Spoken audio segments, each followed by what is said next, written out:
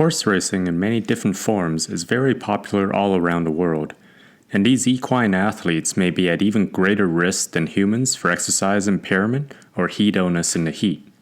In today's episode, we'll take a look at why this may be the case, and especially at the best ways to cool horses down after hard and hot exercise. The Tokyo 2020 Olympics highlighted the challenges of exercising and competing in the heat for the best and most well-prepared human athletes in the world.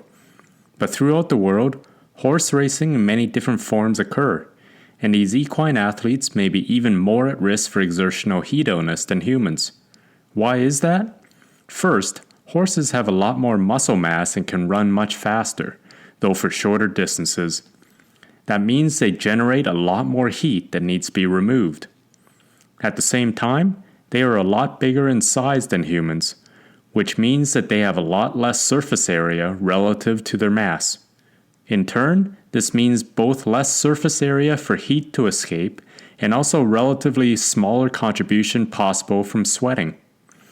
A lot of research has gone into optimal cooling strategies for humans experiencing heat stroke, but surprisingly little has been done on cooling horses after hot training or racing, and most current strategies are based more on tradition than evidence.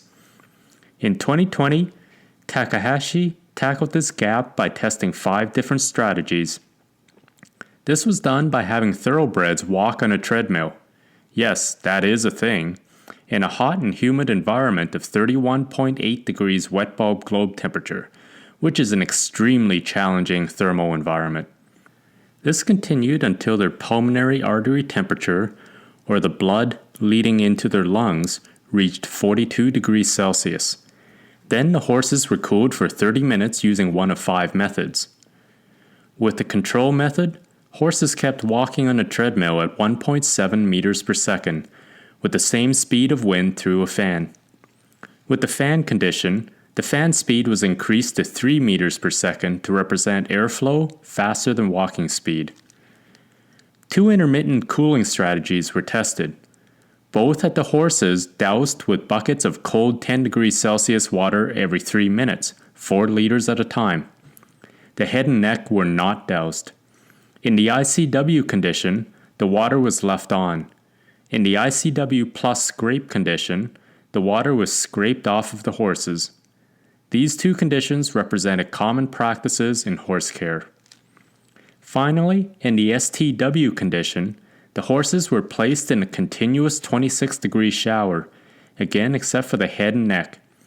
This represents common tap water or fire hydrant water temperatures that might be readily available rather than large volumes of ice that would be needed to get continuous cold water.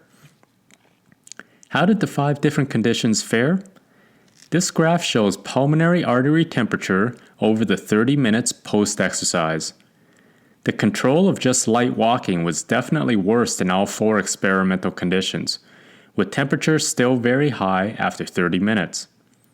The fan and the 2 ICW conditions were better than control, with each reducing body temperature to a safer 38 to 39 degrees Celsius after 30 minutes. And also, the 2 ICW conditions were faster than the fan in dropping temperature below 39 degrees Celsius. But by far the most effective was the STW or tap water shower condition. Already 3 minutes in, deep body temperature dropped by more than 2 degrees Celsius, and by 6 minutes it had returned to below 39 degrees Celsius.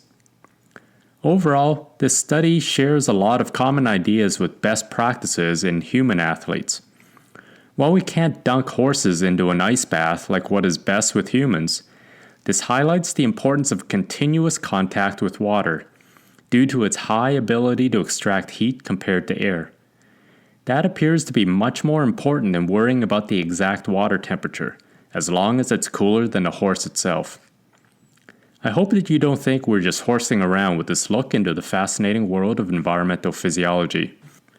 I'm Professor Stephen Chung, and I run the Environmental Ergonomics Laboratory in the Department of Kinesiology at Brock University. We post new episodes on different topics in environmental physiology every Wednesday. Thanks for watching. We'll see you next time.